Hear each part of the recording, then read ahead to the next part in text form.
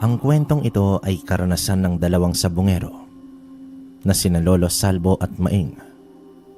Walang eksaktong taon, lugar ng Rizal. Sa isang maliit na baryo kung saan tanyag ang sabungan, namumuhay sina Lolo Salvo at ang kanyang apo na si Maing. Pareho silang sabungero. Pamana ng dugo ng kanilang pamilya ang pagmamahal sa mga panabong. Bata pa lamang si Maing ay kasama niya na ang kanyang lolo sa may sabungan.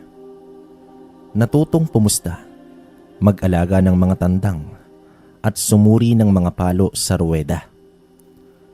Sila na lamang dalawa ang natira sa kanilang pamilya. Bata pa lang si Maing ay naging ulila na ito kaya't sa piling ng mga matatanda ito lumaki. At nakailigan din niya ang hilig ng mga lalaki sa pamilya, ang pagsasabong. Si Lolo Salvo ang kinikilalang veterano sa baryo pagdating sa manok. Marami na siyang napanalunang laban at minsan kahit ang mga kalaban ay humahanga sa kanyang husay sa pagpili ng tandang. Si Maing naman ay sumusunod sa yapak ng kanyang lolo. Puno ng pangarap na balang araw ay maging kasing galing nito. Ngunit dumating ang isang panahon ng sunod-sunod na pagkatalo. Kahit anong galing ng kanilang mga tandang, tila hindi sila pinalad sa mga laban. Sa bawat talo, unti-unting nauubos ang kanilang naipon mula sa mga dating panalo. Hindi na tulad ng dati ang kanilang sigla tuwing papunta sa may sabungan. Puno na ito ng pangamba at kaba. Habang patuloy silang nauhulog sa pagkatalo, nagsimulang magtanong si Maing sa kanyang sarili. Hanggang kailan sila mananatili sa ganitong buhay? May paraan pa ba upang bumawi? O panahon na bang magbago ng landas? At dito magsisimula ang kanilang pinakamalaking laban, hindi sa ruweda, kundi sa tunay na buhay. Matapos ang sunod-sunod na pagkatalo, isang gabi ay nag-usap ng masinsinan sila Lolo Salvo at ang kanyang apo sa ilalim ng lumang lampara sa kanilang tahanan. Tahimik ang paligid. Tanging huni ng kuliglig ang maririnig mo. Malalim ang buntong hininga ni Maing bago siya nagsalita. Lo, hindi ko na matanggap to. Parang hindi na tayo tinatamaan ng swerte. Dati tayo ang kinakatakutan sa sabungan. Pero ngayon, lagi na tayong talunan eh. Nakasimangot na bungad dito ni Maing. Napailing naman si Lolo Salvo. Matagal siyang hindi sumagot. Tila tinimbang ang bigat ng sitwasyon. Ganyan talaga ang buhay, apo. Minsan panalo, minsan talo. Pero iba nga itong nangyayari sa atin. Parang hindi na natural. Sagot dito ni Lolo Salvo. Napaisip naman itong si Maing.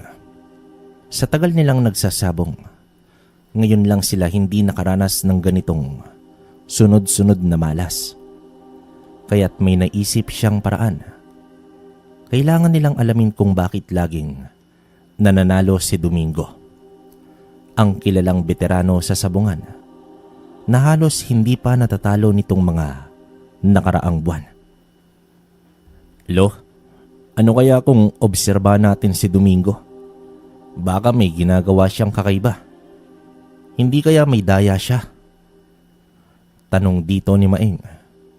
May bahid ng pagdududa sa kanyang mga tinig. Hindi malabong may nangyayaring hindi tama. Matagal ko nang napapansin. Hindi ko lang binibigyang halaga. Pero kung gusto mong malaman ng totoo, apo, mag-ingat tayo. Maraming tao sa sabungan ang hindi madaling pagkatiwalaan. Dito napatango naman si Lolo Salvo. Simula noon, nagbago ang kilos ni Maeng sa sabungan. Hindi na lang siya tumitingin sa laban. Pinagmamasdan niya si Domingo, ang kanyang mga kilos, ang paraan niya sa pagpusta, at ang mga taong nakapaligid sa kanya. Hindi nga nagtagal, may napansin siyang kakaiba. Sa loob ng ilang linggo ng pagmamanman ni Maeng kay Domingo, may isang bagay siyang napansin. Hindi kailanman pumupunta si Domingo sa sabungan ng mag-isa. Lagi itong may kasamang matandang lalaki na nakasuot ng lumang sombrero at kupas na kamiseta. Hindi ito lumalapit sa ruweda. Hindi rin ito pumupusta. Ngunit laging naroroon sa tuwing may laban si Domingo. Mas naging mapanuri naman itong si Maeng. Sa bawat laban ni Domingo, napapansin niyang tila may sinasabi o inuusal ang matandang kasama nito. Nakatingin lang ito sa ruweda, ngunit palaging may ibinubulong. Habang pumapalo ang mga tandang, kapansin-pansin din niya na halos lahat ng laban ni Domingo ay nauuwi sa panalo. Kahit pa, mukhang mas malakas ang kalaban nilang tandang. Lo, napapansin mo rin ba yung matanda na laging kasama ni Domingo? Tanong ni Maeng, isang gabi habang inaayos nila ang kanilang mga panabong. Oo, Maeng apo. Matagal ko nang napapansin yon. Pero hindi ko alam kung ano talaga ang papel niya sa mga laban ni Domingo. Tugon dito ng matanda. Nagkatinginan ang maglolo. Hindi na ito basta pagkakataon lang. May kakaiba talagang nangyayari. Isang araw, bago magsimula ang laban ni Domingo, nagpasya naman si Maeng na lumapit ng palihim sa matanda. Nagkubli siya sa likod ng isang poste malapit sa kinatatayuan nito. Doon niya mas malinaw na narinig ang may hinang bulong ng matandang kasama ni Domingo. Sa iyo ang lakas. Sa iyo ang bilis. Hindi ka matatalo. Nagulat naman itong si Maeng. Parang hindi ito ordinaryong panalangin. Parang may kung anong misteryosong kapangyarihan sa tinig ng matanda. Bumalik naman si Maeng sa kanyang lolo na nag-aantay sa gilid ng sabungan. Lo, may ginagawa yung matanda. Parang may hinihiling siya sa laban ni Domingo. Hindi kaya may agimat sila? Seryosong wika naman dito ni Maeng. Kung totoo yan, delikado yan apo. Pero hindi sapat ang hinala lang. Kailangan natin ng patunay. Tugon dito ni Lolo Salvo. Sa puntong iyon, nagpasya si Maeng. Kailangan niyang mahuli sa akto ang matanda. At ang susunod na laban ni Domingo ang magiging pagkakataon niya para malaman ang buong katotohanan. Ano nga ba ang tunay na papel ng matanda? May lihim nga bang kapangyarihan ang pagkapanalo ni Domingo? At papaano ito mabubunyag ni Maeng? Matapos marinig ang natuklasan ni Maeng, agad naman siyang pinigilan ni Lolo Salvo sa anumang padalos-dalos na hakbang. Apo, hindi natin ito basta pwedeng salubungin nang walang paghahanda. Kung totoo ngang may agimat o orasyon sa sugal ang matandang iyon, kailangan nating malaman kung paano ito labanan. Paliwanag naman dito ng matanda. Dahil dito, nagpasya silang pumunta sa isang kakilala ni Lolo Salvo, ang albularyong si Mang Teoy, na nakatira sa isang malayong baryo sa dulo ng bayan. Pagdating nila sa kubo ng albularyo, sinalubong sila nito ng malalim na titig. Para bang alam niya na ang dahilan ng kanilang pagdating bago pa man sila magsalita. Matapos ipaliwanag ni Lolo Salvo ang tungkol sa matandang kasama ni Domingo, saglit na Nag-isip itong si Mang Teyoy. Pagkuway bumuntong hininga at marahan itong nagsalita ng, Hindi na bago sa akin ang ganyang gawain. May ilang taong gumagamit ng orasyon upang magtagumpay sa sugal. Ginagamit nila ang dasal at bulong upang palakasin ang tsansa ng kanilang panig. wika naman dito ng albularyo. Ibig sabihin kaya pala laging nananalo si Domingo dahil dun sa orasyon ng matandang yon. Gulat na tugon dito ni Maeng. Ganoon na nga, hindi ito basta swerte lang. May paniniwalang ang mga tandang ay maaaring mapaglaruan ng enerhiya ng dasal at orasyon. Kapag ginamit sa sugal, nagkakaroon ng hindi patas na laban. Dagdag na paliwanag pa dito ng albularyo. Nagpalitan ng tingin sina Maeng at Lolo Salvo. Alam nilang tama ang kanilang hinala. Ngunit ang susunod na sinabi ng albularyo ang mas lalong nagbigay sa kanila ng matinding kaba. Madali lang namang kontrahin ang orasyon. Pero may kaakibat itong panganib. Kung matutuklasan ng kalaban na may humahadlang sa kanyang kapangyarihan, hindi siya mag-aatubiling gumanti. At hindi lang ito laban sa sugal minsan. Nauuwi ito sa tunay na panganib. Dagdag na wika pa dito ng albularyo. Tahimik na nag-isip naman si Lolo Salvo. Kung gagawin natin ito, dapat handa tayo sa maaaring mangyari. Tugon dito ng matanda. Ngunit porsigido naman itong si Maeng. Lo, matagal na tayong nalulugi dahil sa daya ang nangyayari. Hindi to patas. Kung may paraan para mapatigil natin si Domingo at ang matandang yon gagawin ko. Wika naman dito ng kanyang apo. Humugot ng isang malalim na buntong hininga si Mang Teyoy bago naman ito tumayo. Pumunta siya sa isang lumang baul at kinuha ang isang maliit na bote ng langis at isang piraso ng pulang tela na may nakasulat na sinaunang simbolo. Kung gusto ninyong labanan ang orasyon ni Domingo, ipahid ninyo ito sa inyong tandang bago ang laban. Ngunit tandaan ninyo, sa oras na makita ng matanda na hindi na umeepekto ang kanyang orasyon, maghahanap siya ng dahilan. At kapag nalaman niyang may pumipigil sa kanya, baka hindi lang sa sabungan mauwi ang gulong ito. Mariing babala dito ng albularyo. Handa na nga ba sina Maeng at Lolo Salvo sa mas malaking laban ng kanilang susuungin? At ano ang magiging reaksyon ni Domingo at ng matanda kapag bumaliktad ang kapalaran sa may sabungan? Pagka-uwi mula sa bahay ni Mang Teyoy, tahimik lang sina Lolo Salvo at Maeng. Bagaman may solusyon na sa kanilang problema, may kaakibat itong panganib. Alam nilang hindi basta-basta ang kalabang kanilang haharapin. Hindi lang ito tungkol sa sugal, kundi sa isang bagay na hindi nila lubos na nauunawaan. Sa loob ng kanilang bahay, naupo naman itong si Maeng sa bangkong kahoy habang nakatanaw sa mga natitira nilang tandang sa maliit na kulungan. Halos maubos na ang kanilang mga panabong sa sunod-sunod na pagkatalo. Kahit anong gawin nila, tila hindi naman sila makabawi. Lo, hindi ko alam kung tama bang hayaan na lang natin ito. Pero natatakot din ako sa maaaring mangyari kung kontrahin natin ang orasyon nila. Tugon dito ni Maeng. Halatang nag-aalinlangan ito sa kanyang sinabi.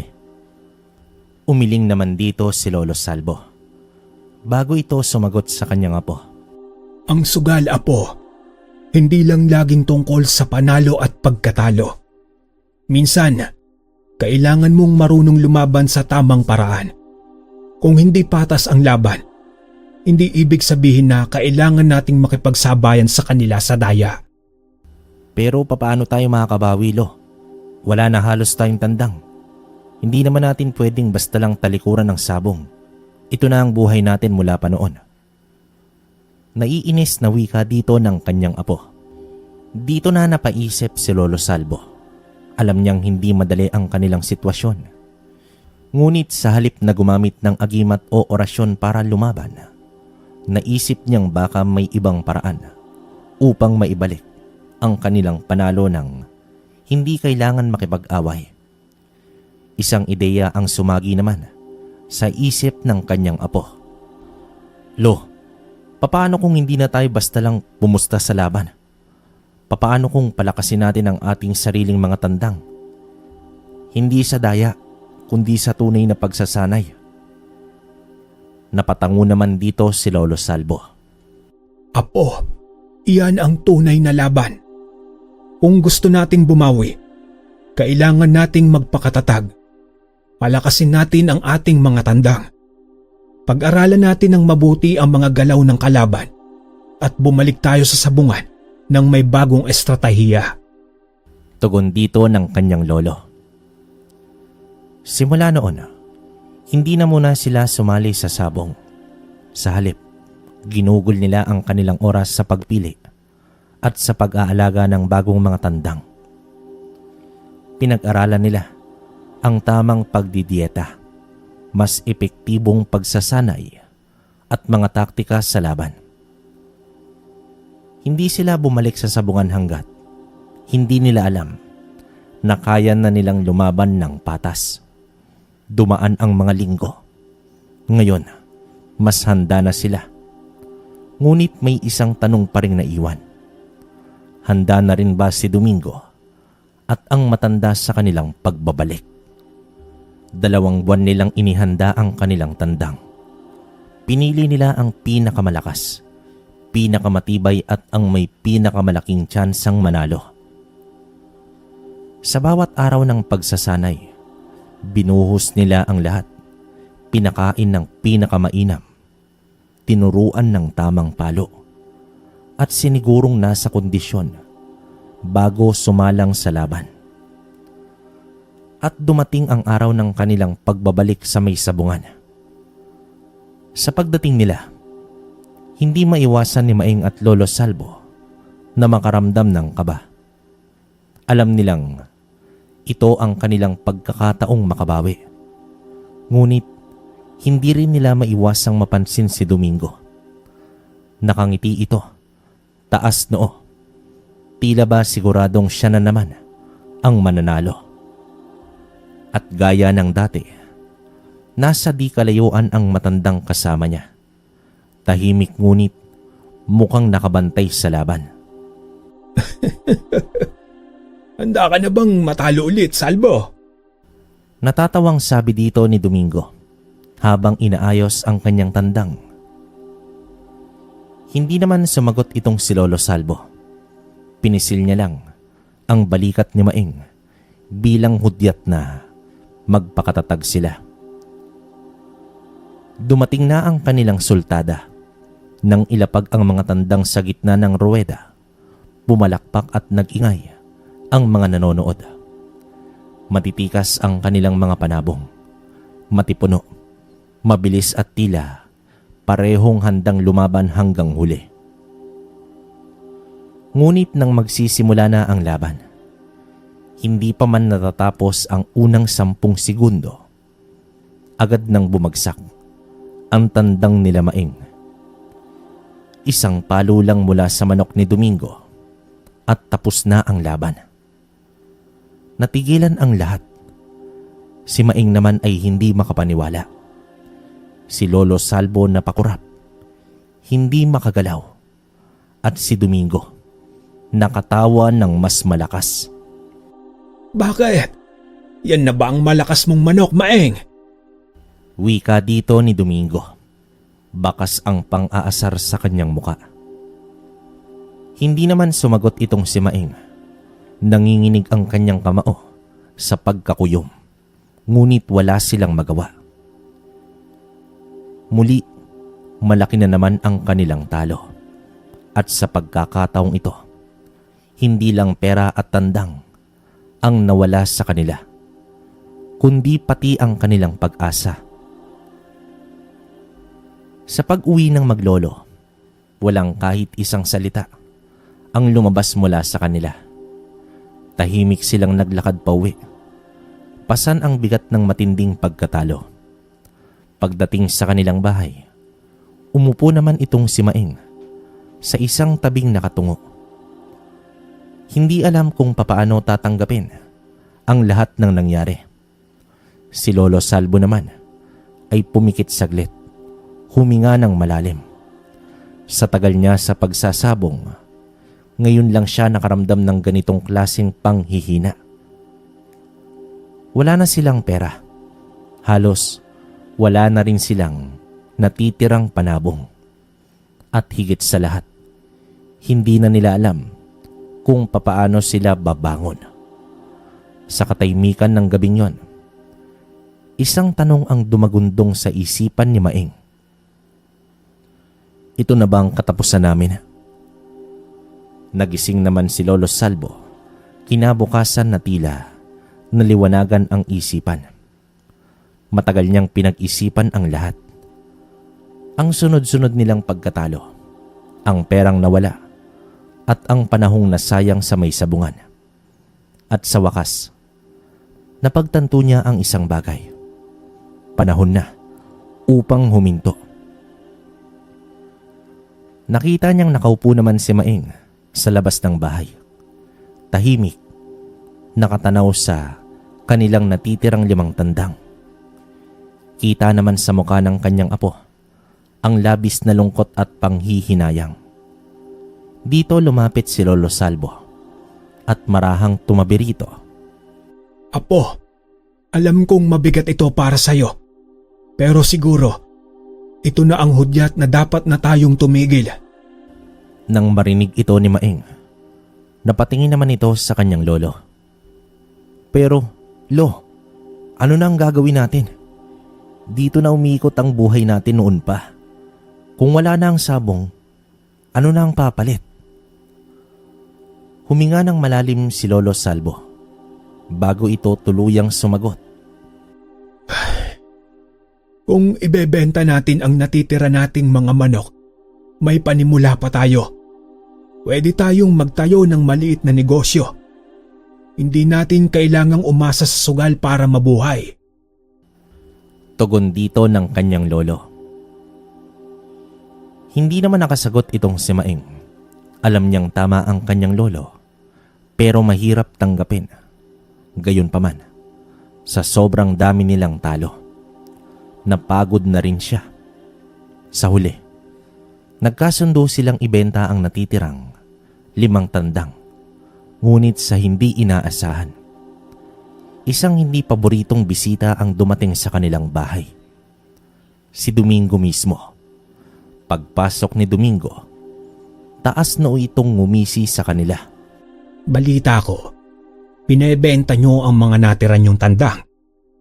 Aniya, habang nagmamanman sa paligid.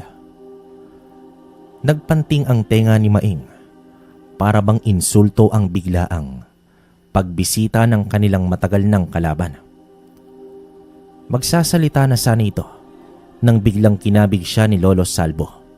Senyales na maghinay-hinay muna ito. Oo, Domingo. Ibinebenta nga namin. Mahinang sagot dito ni Lolo Salvo. Naglakad naman si Domingo palapit sa mga kulungan at tiningnan ang mga manok.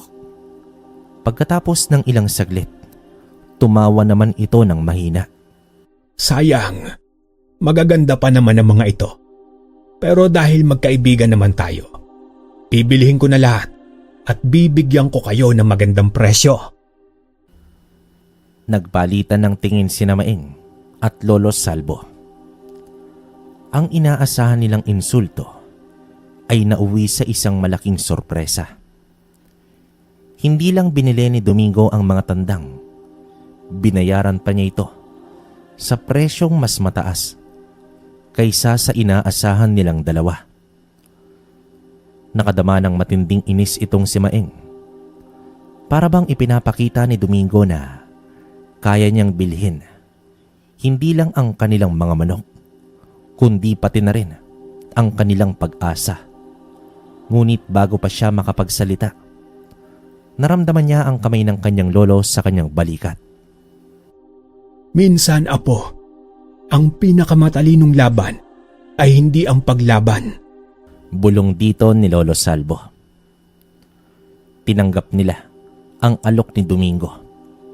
At bago naman ito umalis, nag-iwan pa ito ng isang mapang-asar na pagtawa.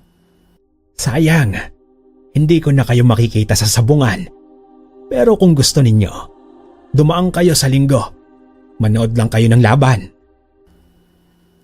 Habang papalayo si Domingo, hindi naman maiwasan ni Maeng ang bumuntong hininga.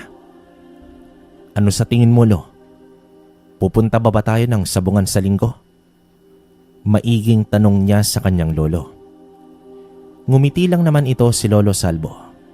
May bahid ng pangunawa sa kanyang mga mata. Depende sa iyo, Apo Maeng. Pero sa tingin ko, may mas mahalaga tayong dapat pagtuunan ngayon. Ang bagong simula natin. Tugon dito ng kanyang Lolo Salvo. At sa unang pagkakataon, sa kabila ng lahat ng kanilang pinagdaanan, ngumiti itong si Maeng. Alam niyang mahirap ang kanilang pasya, pero sigurado siya sa isang bagay. Hindi na siya babalik sa lumang mundo na puno ng pagkatalo. Sa unang pagkakataon, matapos ang maraming taon, hindi bilang mga sabongero, kundi bilang mga tindero. Sa tapat ng sabungan, lumipas ang araw ng linggo para kay Lolo Salvo at Maeng. Maaga nilang binuksan ang kanilang maliit na tindahan. Naghanda sila ng mainit na kape, sigarilyo, tinapay at iba pang paninda na madalas hinahanap ng mga pumupunta sa sabungan. Hindi rin nagtagal, dumami ang mga tao na nagpapalipas ng oras sa kanilang pwesto bago pumasok sa loob ng ruweda. Pero habang lumalakas ang sigawan mula sa loob ng sabungan, hindi maiwasan ng maglolo na makaramdam ng matinding tukso. Para bang may kung anong humihila sa kanila, pabalik sa dati nilang mundo. Si Maeng, abala sa pagsandok ng kape. Bigla itong napahinto nang marinig ang malakas na hiyawan. Napalunok naman siya ng kanyang laway. Alam niyang isa iyon sa pinakamainit na laban. Napatingin siya kay Lolo Salvo na tahimik lamang na nakaupo sa tabi. Nakatingin sa malayo pero halata rin ang pangungulila sa kanilang dating gawi. Lo, baka naman pwede tayong sumilip lang kahit sandali. Bulong dito ni Maeng. Hindi maalis ang kiliti sa kanyang mga paa. Napangiti rin si Lolo Salvo pero umiling ito. Apo, yan ang pinakamasamang desisyon. Alam mo kung bakit? Dahil pag sumilip tayo ngayon, bukas babalik na naman tayo sa loob at sa isang linggo, baka nasa ruweda na ulit tayo. Tugon dito ng kanyang Lolo Salvo. Napabuntong hininga si Maeng. Tama ang kanyang lolo. Kung babalik sila ngayon, mawawalang saysay ang kanilang lahat na pinagdaanan. Maya-maya, matapos ang huling laban, naglabasa na ang mga tao. May mga masaya, may mga dismayado. May ilang bumili ng sigarilyo at kape sa kanilang tindahan. Isang matandang kakilala ni Maeng, si Goryo, ang dumaan at bumili ng sigarilyo. Pag-abot ni Maeng sa paninda, bigla namang bumuntong hininga si Goryo at nagsabing, "Dalawang panalo na naman si Domingo. Magagandang mga panabong niya ngayon, lalo na yung isang pulang manok na nabili niya nung isang araw." Biglang napatingin si Maeng at Lolo Salvo sa isa't isa. Walang duda, maaaring isa sa mga nanalong tandang ni Domingo ay dating kanila. Nanginig ang kamao ni Maeng. "Lo, kung tayo pang may hawak sa mga yon, tayo sanang nanalo." Gigil na wika dito ng binata. Pero higit sa lahat, alam nilang maglolo na hindi lang dahil sa husay ng mga manok, kaya nananalo itong si Domingo. Malinaw pa sa sikat ng araw, may kababalaghang ginagawa ito. Nakita ni Lolo Salvo ang namumuong galit sa mukha ni Maeng. Mabilis niyang ipinatong ang kamay sa balikat ng apo at marahang itong nagsabi ng, Apo, kalma ka lang. Hindi na natin laban yan. Tapos na tayo sa mundong yan. Ngunit sa loob ni Maeng, may nag-aalab na damdamin. Alam niyang tama ang kanyang lolo, pero hindi niya kayang basta na lang baliwalain ang lahat. Kung si Domingo ay patuloy na nandaraya at walang nakakahalata, kailan pa ito titigil? At papaano kung may iba pang mabiktima tulad nila? Habang tahimik niyang iniinom ang kape, isang bagay ang naglalaro sa isip ni Maeng. Siguro hindi na kami sabungero, pero baka may ibang paraan para maitama kong lahat ng mali. Turan ni Maeng sa kanyang sarili. Lumipas naman ang ilang buwan at tila tuluyan nang nawala sa sistema ni Lolo Salvo at Maeng ang sabong. Hindi na nila nararamdaman ang pangungulila sa sigawan, sa loob ng ruweda o sa amoy ng arena. Sa halip, abala sila sa pagpapatakbo ng kanilang maliit na tindahan sa tapat ng sabungan. Kahit hindi kasing laki ng kita noong sabungero pa sila, sapat nito upang mabuhay sila ng maayos na walang pangamba, walang talo at higit sa lahat, walang pandaraya. Ngunit isang gabi, habang papatulog na si Maeng, may narinig siyang mahina ngunit pamilyar na tunog. Ang huni ng isang sisiw. Napakunot ang noo niya. Matagal nang wala silang manok at tiyak niyang hindi siya nagkamali sa kanyang narinig. Noong una, binaliwala lang niya ito. Iniisip na baka may ligaw na sisiw mula sa ibang bakuran. Ngunit habang lumilipas ang mga minuto, hindi ito mapakali.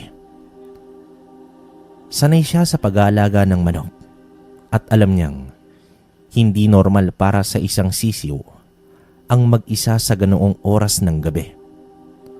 Bumangon siya mula sa papag at dahang-dahang lumabas ng bahay. Patungo siya sa lumang kulungan ng kanilang mga tandang. Sa ilalim ng malamlam na liwanag ng buwan, hinanap niya ang pinagmumulan ng huni. At doon niya ito nakita. Isang maliit na payat na sisiw, nanginginig sa lamig, nag-iisa sa tabi ng lumang kulungan. Napakababa ng katawan nito. Tila pagod na sa kakahanap ng init. Wala naman siyang nakitang ibang sisiw o inahin. Parang bigla na lang itong lumitaw mula sa kawalan. Dito lumuhod si Maeng at marahang kinuha ang sisiw. Naramdaman niyang mahina ito.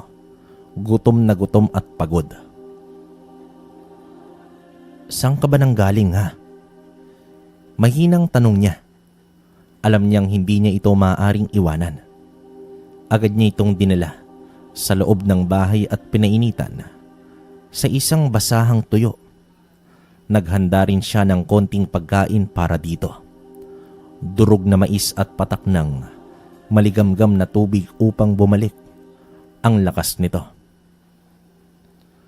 Habang pinagmamasdan niya ang munting nilalang, dito napaisip si Maeng. Parang siya at ang kanyang lolo rin noon. Naligaw, nawala pero nakahanap ng bagong landas. Ngunit ang isang tanong ay hindi niya maiwasang isipin. Papaano napunta rito ang sisiw na yon? At bakit parang itinadhana na siya ang makakita rito? Nagising naman si Maeng sa malakas na pagtawag ng kanyang lolo. Maeng, apo! Ano itong nakikita ko sa may kulungan? Agad naman siyang bumangon at lumabas. Nakita niyang nakatayo si Lolo Salvo sa harap ng lumang kulungan ng kanilang mga manok. Nakakunot ang noo nito habang nakatitig sa maliit na sisiw na nasa loob. Bakit may sisiw rito? Saan mo nakuha ito? Tanong naman dito ng matanda. Halatang may halong inis sa kanyang tinig.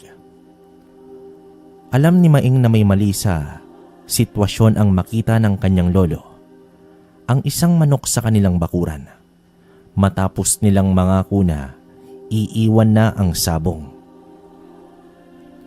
Lo, hindi ko ito binili o kinuha sa iba. Kagabi, narinig ko ang huni nito sa labas ng kulungan. Nang tingnan ko, mag-isa lang ito at nangihina na. Wala naman ako nakitang inahin o ibang sisiw. Kawawa naman kung pababayaan eh. Paliwanag dito ng kanyang apo. Pero hindi kumbinsido itong si Lolo Salvo. Kahit pa, Maeng, alam mong mali ito.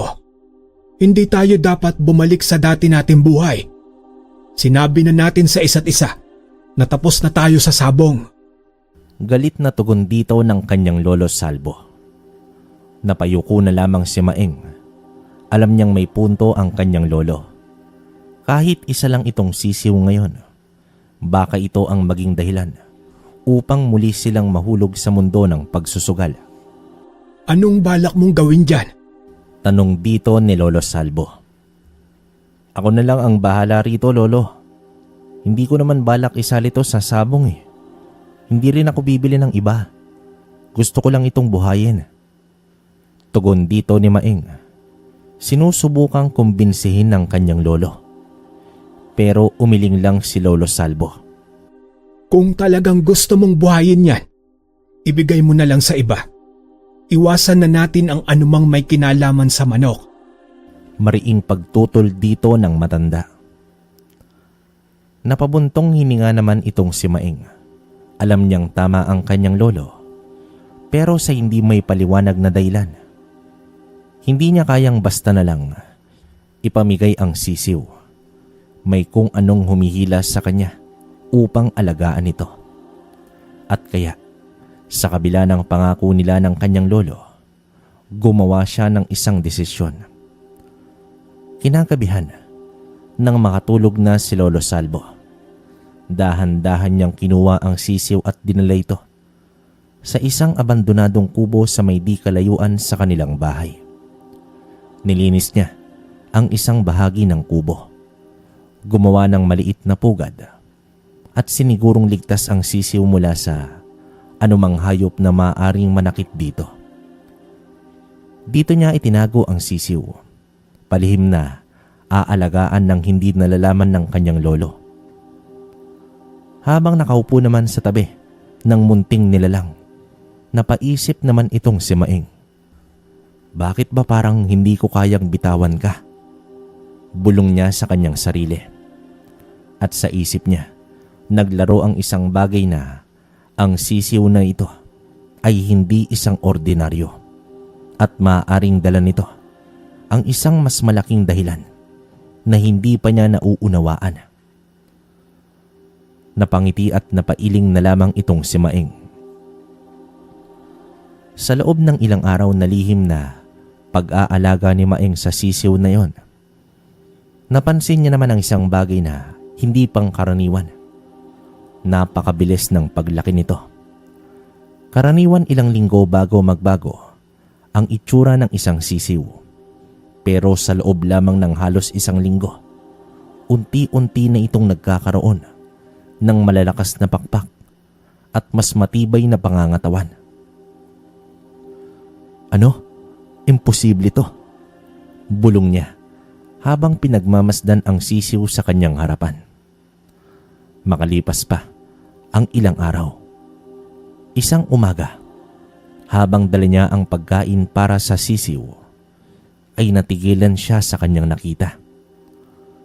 Sa loob ng kulungan ng abandonadong kubo, hindi na ang maliit at payat na sisiw ang naroroon. Sa halip, isang napakagandang tandang na kulay puti ang nakatayo roon. Tuwid ang tindig, matikas na matikas. Para itong isang mandirigma na buong tapang na nakatitig kay Maeng. Para bang hinihintay nito ang kanyang iuutos. Lumapit naman siya at pinagmasdan itong mabuti. Ang bawat balahibo nito ay makinis at kumikintab sa liwanag ng umaga. Ang mga paa nito ay matitigas at matutulis ang mga tahid. Saktong-sakto para sa isang sabong. Wala namang duda kung ilalaban nito sa ruweda, siguradong magwawagi ito. Biglang bumilis ang tibok ng puso ni Maeng.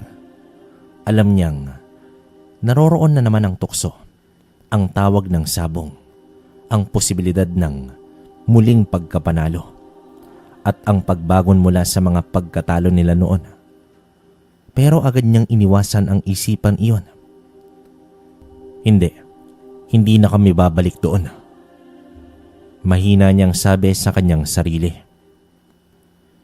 Kinuha niya ang dalang pagkain at inilagay ito sa harapan ng manok. Sige na, kumain ka lang. Hindi kita isasali sa sabong, kaya huwag kang umasa. Parang nauunawaan siya ng tandang. Tahimik itong kumain habang si Maeng ay umalis na. Pilit nilalabanan ang bumabalik na damdamin sa kanyang puso. Habang naglalakad pabalik sa tindahan, hindi niya maiwasan ang magtanong sa kanyang sarili. Ano ka ba talaga? Saan ka nang galing? At bakit parang tinadhana kang mapunta sa akin? Habang papalapit ang linggo, hindi naman mapakali itong si Maeng. Sa bawat sigaw ng sabungero, sa di kalayuan, sa bawat dumadaang lalaki sa tindahan nila na may bitbit na panabong, pakiramdam niya ay may bumubulong sa kanya. Tawag ng sabungero, tawag ng laban. Pinilit niyang lumaban, pinilit rin niyang kalimutan. Pero sa kaibuturan ng kanyang puso, alam niyang isang desisyon lang ang maaari niyang gawin. At iyon ay bumalik sa ruweda.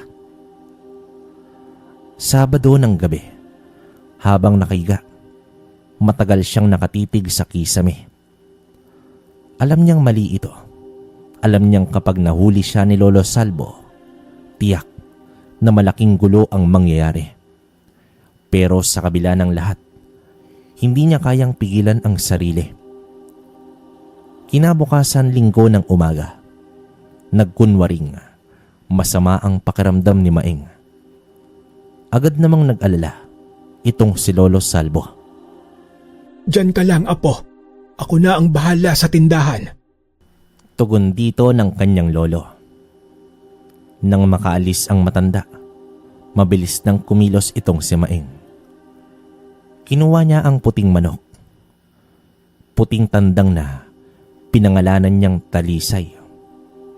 Habang papunta sa may sabungan, ramdam niya ang paghalo ng kaba at pananabik. Matagal na rin simula nung huling beses siyang tumapak sa ruweda.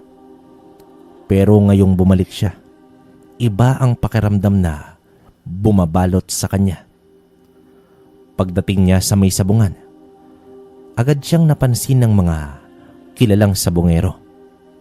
Oh, Maeng, akala ko ba'y tumigil ka na? Sigaw naman dito ng isa niyang kakilala. Pero ang pinaka nagulat sa kanya ay si Domingo. Nasa malayong sulok ito. Nakaupo kasama ang matandang lalaki na laging kasama nito. Napansin ni Maeng ang pagngisi ni Domingo. Bagamat nagulat ito sa kanyang muling paglitaw, may kumpiyansa sa kanyang muka. Tila isang hari na hindi takot sa bagong hamon. Lumapit naman si Maeng sa mesa upang irehistro ang kanyang dalang manok at tuluyan na siyang sasabak muli sa isang sabong. Ilang saglit lang, tinawag na ang laban. Nagharap ang dalawang tandang. Ang panlaban ni Domingo, isang malaki at matikas na pulang tandang. At si Talisay ang mahiwagang puting tandang na lumaki ng mabilis. Sa pagpasok ng ruweda, biglang naramdaman ni Maeng ang malamig na tingin ng matandang lalaki na kasama ni Domingo. Tulad ng dati, tahimik itong bumubulong. Para bang may kung anong mahika na ginagamit sa laban. Pero nang sandaling yon, parang may ibang nangyari. Nang magsimula ang laban, agad na lumundag ang pulang tandang ni Domingo. Mabilis at agresibo tulad ng inaasahan. Ngunit bago pa nito matamaan si Talisay, isang mabilis na galaw ang ginawa ng puting tandang. Isang mabilis na lipad, isang eksaktong sipa at sa isang iglap, bumagsak ang pulang tandang ni Domingo. Tahimik ang buong sabungan. Nanlaki ang mga mata ni Domingo. Sa unang pagkakataon, tila hindi gumana ang orasyon ng matanda. Si Maeng, sa kabilang banda, hindi na napigilan ang sarili. Napatalon ito sa sobrang tuwa. Panalo! Panalo ako! Sigaw ni Maeng na may malaking ngiti sa kanyang mga labi. Ang mga pusta, ang ingay ng mga sabungero, lahat ay biglang napuno ng kaguluhan.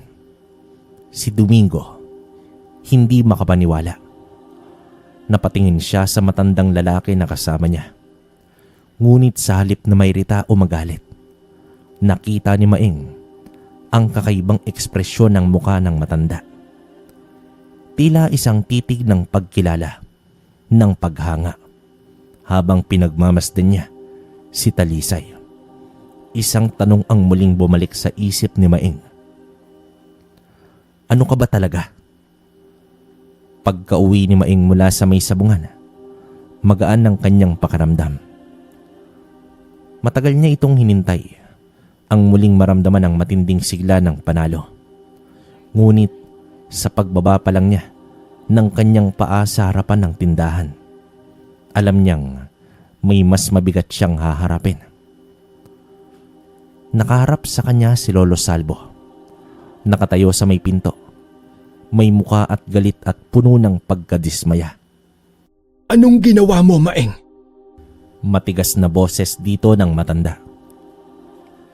Hindi na kailangan tanungin pa ni Maeng kung papaano nalaman ng kanyang lolo. Sa isang maliit na bayan na tulad ng kanila, mabilis kumalat ang balita. Lalo na kung tungkol sa isang dating sabungero na bumalik sa dating ruweda. Lo, hindi ko sinasadyang bumalik. Pero alam kong hindi ordinaryong manok si Talisay. Hindi ko kayang hindi siya ilaban eh. Sagot naman dito ng kanyang apo. Lalo namang nagdilim ang mukha ni Lolo Salvo. Ilang beses na tayong natalo. Ilang beses na tayong nawalan. Hindi mo ba natutunan ang leksyon natin? At ano ngayon? Dahil lang sa isang manok, handa ka nang bumalik sa buhay na sinumpa nating talikuran. Pero Lo, iba si Talisay. Hindi siya tulad ng ibang manok. Para siyang ipinadala mismo ng tadhana. At tingnan mo naman, nanalo tayo. Sa wakas, tinalo natin si Domingo. Nagagalak na wika dito ng binata. At ano ngayon, Maeng? Anong susunod? Aasa ka na naman sa swerte. Babalik ka sa mga dating bisyo. Seryoso at galit na tugon dito ng matanda. Hindi naman nakasagot itong si Maeng.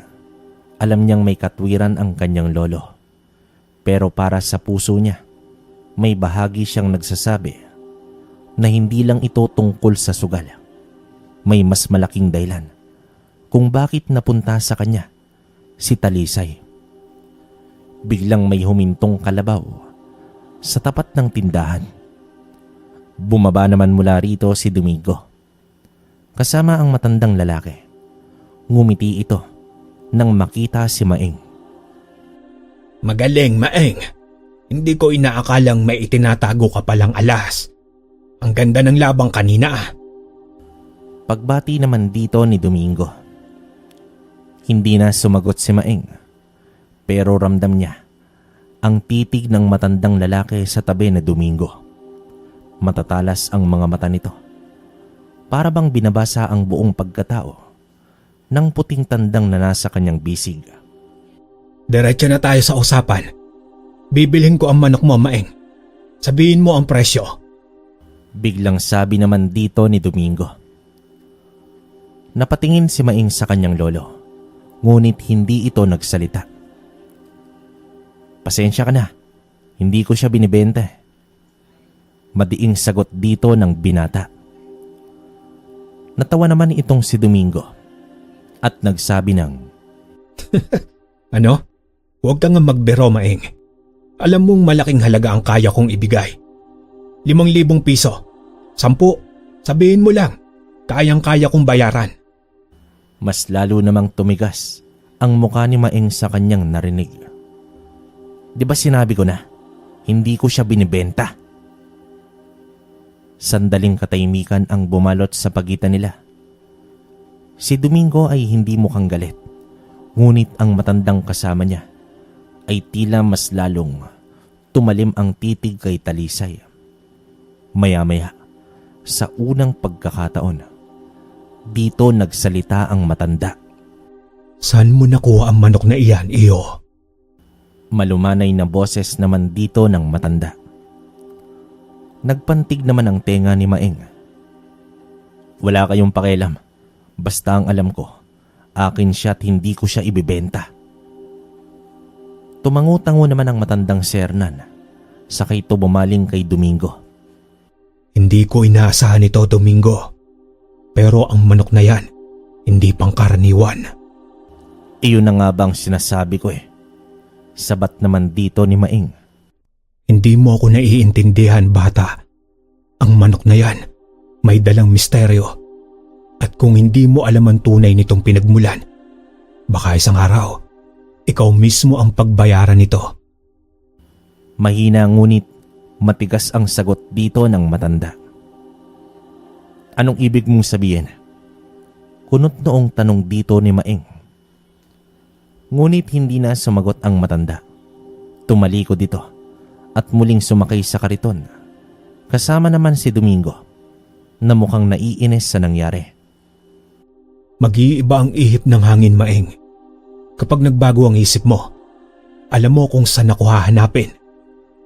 Huling wika ni Domingo bago ito tuluyang sumakay. Habang papalayo ang kariton, naramdaman ni Maeng ang bigat ng mga sinabi ng matanda. Napatingin siya kay Talisay na tahimik lang sa kanyang braso. Ano ba talaga ang totoo? Sino ka ba, Talisay? Tanong niya sa kanyang isip. Tahimik na naglakad pa uwi ang maglolo. Wala silang imikan. Alam ni Maeng na masama pa rin ang loob ni Lolo Salvo, ngunit hindi niya alam kung papaano ito aayusin. Pagdating sa bahay, dahan-dahan niyang inilagay si Talisay sa lumang kulungan ng manok. Tila ba ikaw ang dahilan ng lahat ng ito? Mahina niyang bulong sa puting tandang. Sa kabila ng lahat, hindi niya magawang itapon o ibenta itong si Talisay. Pakiramdam niya, may mas malaking dahilan kung bakit dumating ang manok na ito sa kanyang buhay. Sa paglipas ng oras, bumigat ang hangin. Napansin ni Maeng na parang masyadong tahimik ang paligid. Ni hindi umaawit ang mga kuliglig at ang malamig na hangin ay may dalang hindi maipaliwanag na kaba. Maya-maya pa, biglang nagising ang maglolo sa gitna ng gabi. Isang malakas na, garalgal na tunog ang pumuno sa dilim. Kasunod nito, may mga yabag at kaluskos na tila nagmumula sa labas ng bahay. Napabalikwas si Maeng. Hindi iyon normal na ingay ng hayop. Si Lolo Salvo naman bagamat may edad na, ay agad na bumangon at dahang-dahang sumilip sa maliit na siwang ng bintana. Ngunit sa kanyang pagsilip, agad siyang napaurong at napasigaw. Aswang! Nanlamig naman itong si Maeng. Hindi pa siya nakakakita ng aswang sa buong buhay niya. Pero batid niya ang mga kwento tungkol sa mga nilalang na ito. Nagmadaling kumuha si Lolo Salvo ng itak habang nanginginig ang kanyang mga kamay. Sa labas naman, unti-unting lumilinaw sa dilim ang mga anino ng mga nilalang. Mahaba ang mga kanilang kuko. Pulang-pula ang kanilang mga mata at may matutulis na ngipin na bumabakat sa ilalim ng kanilang may itim na balat. Tatlo sila at dahan-dahan silang lumalapit. Pero bago pa man makapasok ang mga ito sa loob ng bahay, isang kakaibang ingay ang umalingaw-ngaw sa kapaligiran. Mataas, matinis at puno ng tapang ang tila pagsigaw ng isang tandang. Nagulat naman dito ang maglolo nang makita nilang may gumalaw sa kadiliman. Isang anino na biglang tumalon mula sa kulungan. Si Talisay. Sa isang iglap, bumangga ang puting tandang sa isa sa mga aswang. Dito napasigaw ang halimaw ng biglang mapatras, tila nasunog sa pagdapo ni Talisay. Nakita ng maglolo kung papaano lumaban ang puting tandang. Napakabilis ng kanyang galaw at sa bawat hampas ng kanyang matutulis na tahid, nagiiwan ito ng sugat sa balat ng mga halimaw. Ang tatlong aswang na kaninay punong-puno ng kumpiyansa ay biglang nag-alangan. Muli siyang lumundag ng mas mabilis, mas malakas. Sa isang iglap, napalundag ang isang aswang, duguan ng katawan at napasigaw bago tumakbo papalayo. Dito isa-isang nagsitakbuhan na ang mga aswang palayo sa bakuran ng maglolo at sa loob lamang ng ilang saglit nawala na sila sa kadiliman. Tahimik na bumaba si Talisay mula sa kanyang paglipad at bumalik ito sa kanyang kulungan. Parang walang nangyari. Napahawak naman si Maing sa kanyang dibdib. Habol-habol ang hininga. At si Lolo Salvo naman ay nakatulala. Hindi makapagsalita. Maya-maya, nagtagpo ang tingin nilang maglolo. Lo? Ano yun? Nanginginig na tanong dito ng kanyang apo. Mabagal naman bago sumagot ang matanda. Ewan ko, apo. Pero hindi yan ordinaryong manok. Wika sa kanya ng Lolo Salvo niya. Kinabukasan, hindi pa man tuluyang nakakalabas ng bahay si Maing. Agad siyang natigilan. Sa di kalayuan sa ilalim ng anino ng isang punong mangga, naroroon ang matandang lalaki na laging kasama ni Domingo. Tahimik itong nakatayo. Ngunit ang nakakatakot ay ang matalim nitong titig na parang sinusuri siya nito. O mas malala pa, parang binabasa ang kanyang buong pagkatao. Napalunok lamang itong si Maing. Anong ginagawa niya rito? Bulong niya sa kanyang sarili. Pakiramdam niya ay parang may bumalot na lamig sa paligid. Hindi niya maipaliwanag. Pero may kakaiba na presensya ang matanda. Maya-maya pa, dahan-dahan itong lumapit sa kanya at nagwika ito ng, Iho, sabihin mo sa akin, saan mo talaga nakuha ang puting manok na yan? Wika naman dito ni Hernan. Hindi naman agad nakasagot itong si Maing. Hindi niya alam kung dapat ba siyang sumagot o tumakbo pabalik sa loob ng bahay. Anong pakialam mo? Matapang niyang sagot kahit naramdam niyang nanginginig na ang kanyang kamay. Umangat ang isang kilay ng matanda at nagwika ito ng, Kung alam mo lang kung ano talaga ang hawak mo, iyo, baka hindi mo yan ipagmalaki. "Anong ibig mong sabihin?" Napapalunok na wika ni Maeng. Umiling naman ang matanda. Sakay ito humakbang, palapit pa sa kanya. Hindi mo ba naisip kung bakit biglang lumitaw ang manok na yan? Hindi mo ba napansin ang kakaibang bilis ng paglaki niya? At hindi mo ba nakita kung paano siya lumabang kagabi? Napapaatras naman itong si Maeng. Paano nalaman ng matanda ang tungkol sa laban kagabi? Anong alam mo? Nauutal na tanong dito ng binata. Dahang-dahang ngumiti ang matanda. Pero hindi iyon pangkaraniwang ngiti. Para bang puno ito ng sikreto at babala. Ang manok na yan, hindi pangkaraniwan. At kung hindi mo pa rin alam kung bakit, dapat kang matakot. Wika pa dito ng matanda. Lalong lumakas ang kabog ng dibdib ni Maeng. Bago pa siya makasagot, bigla namang bumukas ang pinto at dito lumabas si Lolo Salvo. Agad niyang napansin ang matanda at napakunot ang noo nito. Anong ginagawa mo rito? Matigas na tanong dito ni Salvo. Humakbang paatras ang matanda pero hindi nawala ang ngiti sa kanyang muka. Nagpapahayo lang sa batang ito. Baka kasi hindi niya alam kung anong klaseng nilalang ang inaalagaan niya. Sagot naman dito ni Hernan. Dahil sa mga sinabi nito, lalong nagduda itong si Maeng. Ano ba talaga ang sikreto ni Talisay? Bakit takot ang matandang ito sa kanya? At higit sa lahat, sino ba talaga ang matandang ito?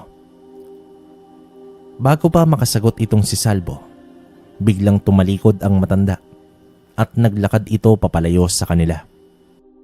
Mag-iingat kayo dahil hindi lang kayo ang nakakaalam sa totoo. Huling sabi nito. Habang papalayo ito, hindi pa rin makagalaw itong si Maeng. Napatingin siya kay Lolo Salvo na tila nag-iisip ng malalim. "Lo, anong gagawin natin?" Mahina niyang tanong sa kanyang lolo. Matagal naman bago sumagot ang matanda. Pero nang magsalita ito, may bigat ang kanyang tinig. Kailangan nating malaman ang katotohanan tungkol kay Talisay bago pa mahuli ang lahat. Sagot dito ng kanyang lolo Salvo. Sa muling pagbisita ni Hernan, wala na ang anyo nitong tila payapang matanda. Ang dating malamig na mga mata nito ay ngayon ay puno na ng panggigigil at pananakot. Huling beses ko nang aalokin ka, bata. Ibigay mo sa akin ang puting tandang na yan at titigilan ko na kayo. Madiing bulalas dito ni Hernan. Pero matigas itong si Maeng. Hindi mo siya makukuha. Ano man ang balak mo, hindi ako papayag.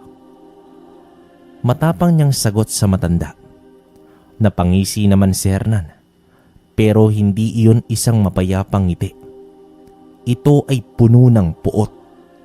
Akala mo ba kaya mong protektahan ang sarili mo? Ang matandang yan. Sabay tingin kay Lolo Salvo. Hindi mo alam ang pinasok mo, bata. Ang manok na yan ay hindi mapapasa iyo. Hindi mo naiintindihan ang kapangyarihan na dala niya. Matapang na wika naman dito ni Hernan. Napatingin si Maeng kay Talisay na nasa kulungan. Tila hindi man lang natitinag sa presensya ng kausap nila. Pero bago pa siya makasagot, bigla namang sumingit si Lolo Salvo. Ikaw ang may kagagawan ng nangyari noong isang gabi, hindi ba? Malamig ang tinig ng matanda. Sandaling tumahimik si Hernan, pero maya-maya ay tumawa ito ng mahina. Dahan-dahang lumapit si Hernan kay Maeng. Tama ka, matanda. Pinapunta ko ang mga alagad ko para kunin ang puting tandang. Pero nagulat ako. Kaya palang lumaban ng tandang na yan. Mariing wika ni Hernan.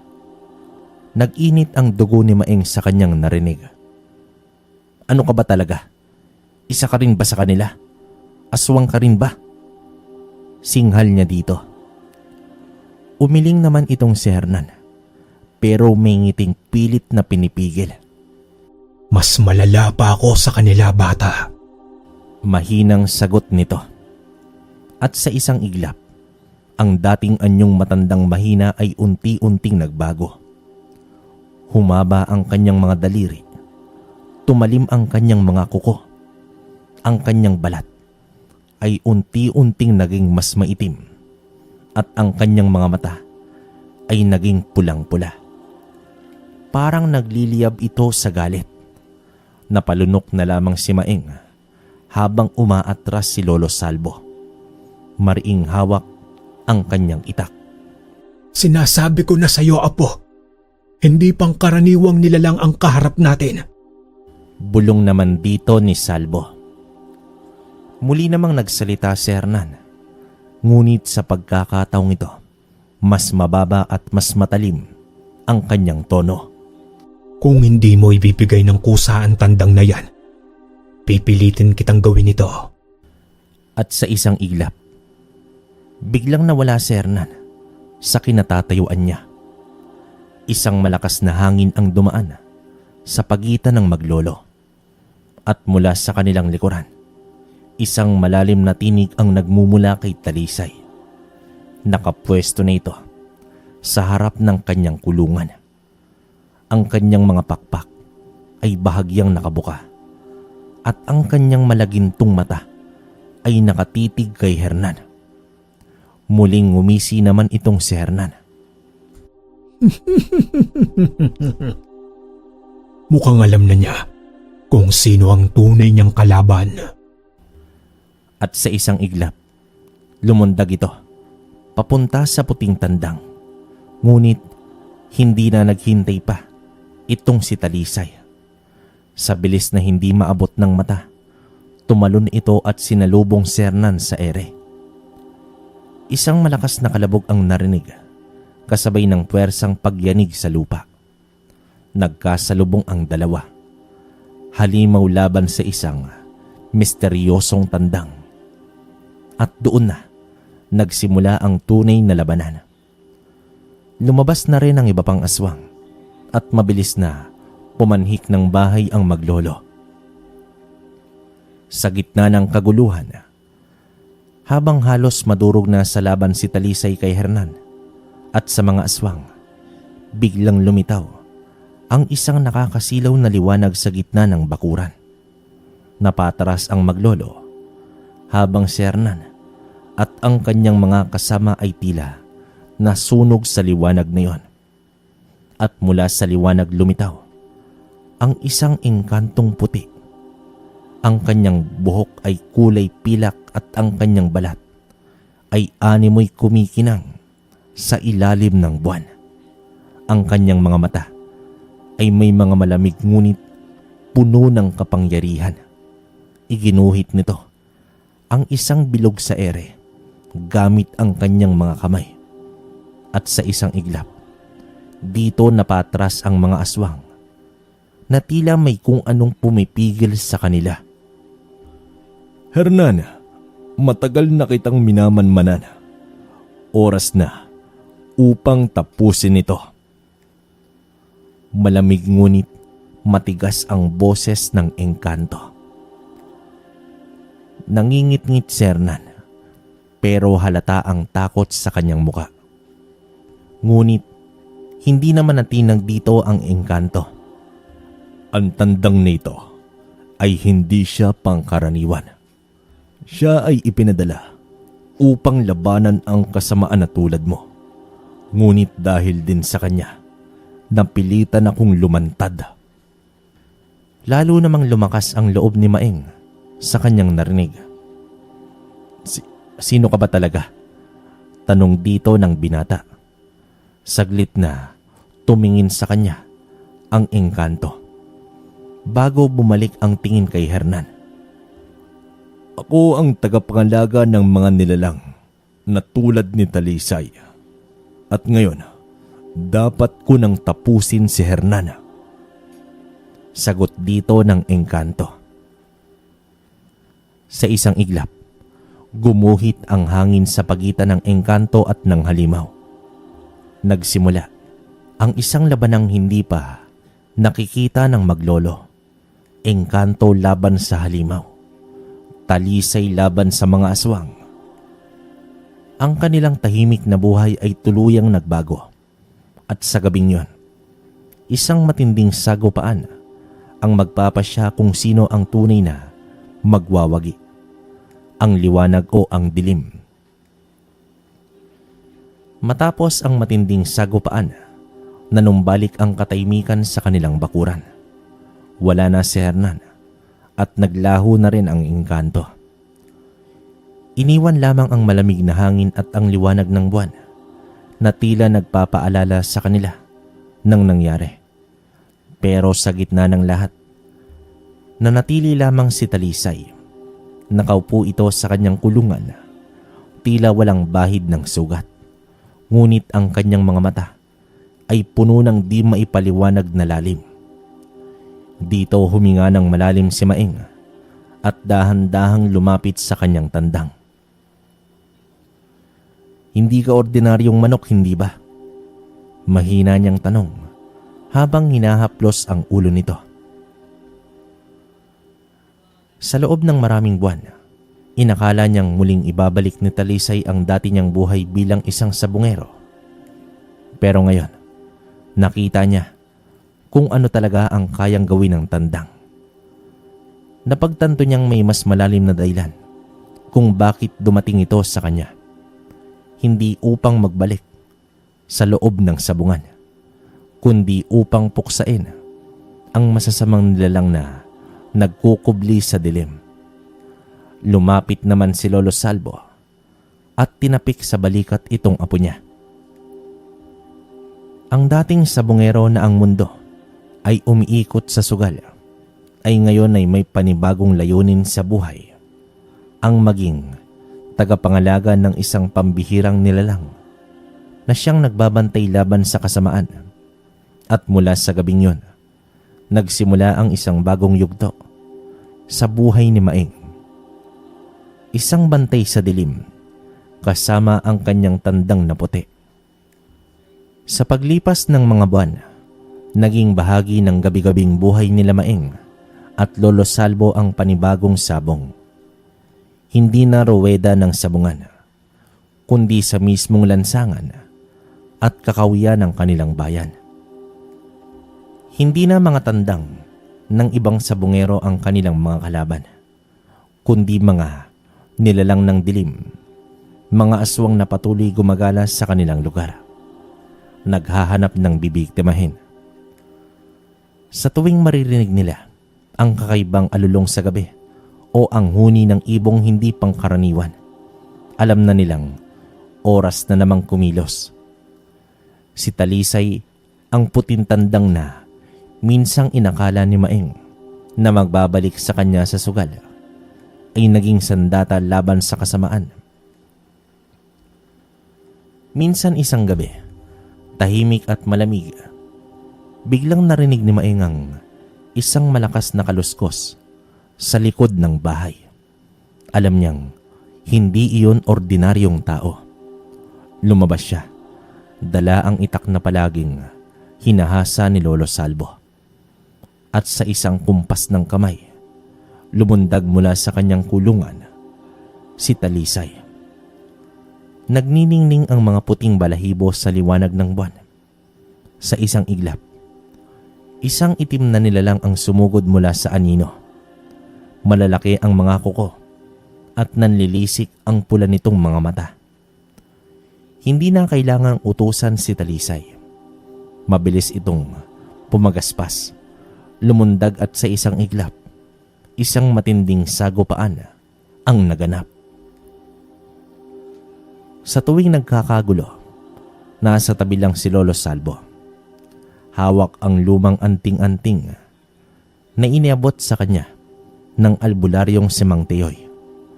Noong unang beses silang humingi ng tulong, naging gawin na nilang maghintay sa pagsikat ng araw bago umuwi.